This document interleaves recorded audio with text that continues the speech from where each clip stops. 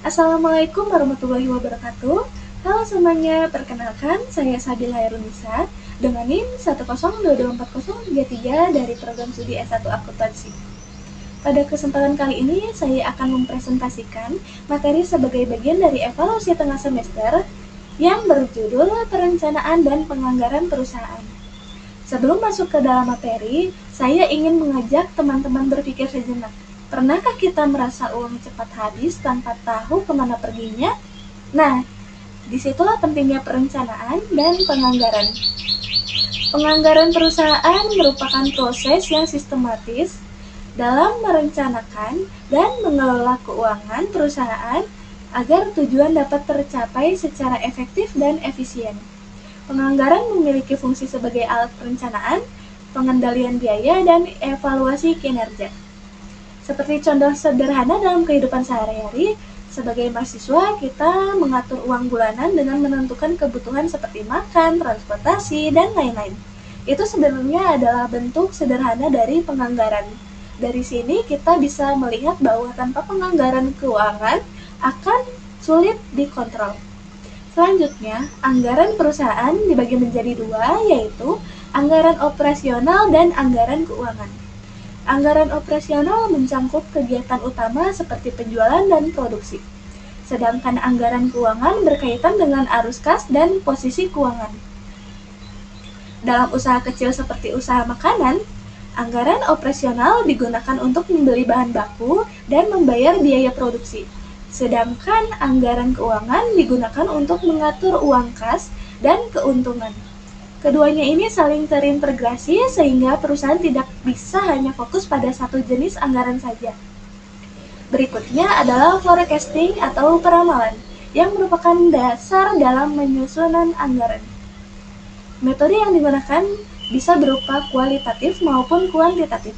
Sebagai contoh, penjual online biasanya melihat tren penjualan bulan sebelumnya untuk memperkirakan penjualan di bulan berikutnya. Jika salah, memperkirakan bisa terjadi kelebihan atau kekurangan stok.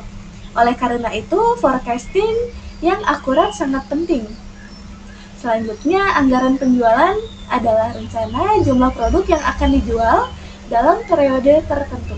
Anggaran ini menjadi dasar bagi penyusunan anggaran lainnya. Seperti contoh, sebuah toko pakaian menargetkan penjualan 100 baju per bulan.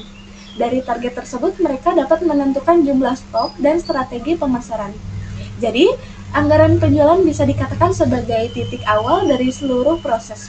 Kemudian, anggaran diproduksi menentukan jumlah barang yang harus diproduksi dengan mempertimbangkan volume penjualan, kapasitas produksi, dan persediaan. Misalnya, usaha roti yang menargetkan penjualan 200 roti per hari harus menyesuaikan jumlah produksi agar tidak terjadi kelebihan atau kekurangan.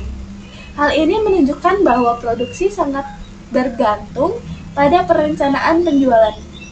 Selanjutnya, anggaran bahan baku digunakan untuk merencanakan kebutuhan bahan mentah. Dalam usaha kopi, pemilik harus menghitung kebutuhan kopi, gula, dan susu setiap harinya. Jika tidak direncanakan dengan baik, dapat terjadi kekurangan bahan dan berdampak pada kepuasan pelanggan. Kemudian, anggaran tenaga kerja berkaitan dengan biaya tenaga kerja dalam proses produksi. Misalnya, dalam usaha laundry, pemilik harus menentukan jumlah karyawan dan upah yang sesuai. Jika tenaga kerja yang kurang, pelayanan menjadi lambat, tetapi jika terlalu banyak, biaya akan meningkat. Semua anggaran tersebut saling berkaitan dan membentuk sistem yang terintegrasi. Jika target penjualan meningkat, maka produksi, bahan baku, dan tenaga kerja juga harus menyesuaikan, yang artinya suatu perubahan dapat berdampak pada keseluruhan sistem. Sebagai kesimpulan, penganggaran perusahaan merupakan alat penting dalam perencanaan dan pengendalian bisnis. Peramalan yang akurat dan terintegrasi antar anggaran akan meningkatkan efisiensi operasional. Dalam kehidupan sehari-hari maupun dalam perusahaan, perencanaan keuangan baik akan membantu kita mencapai tujuan secara lebih terarah dan optimal.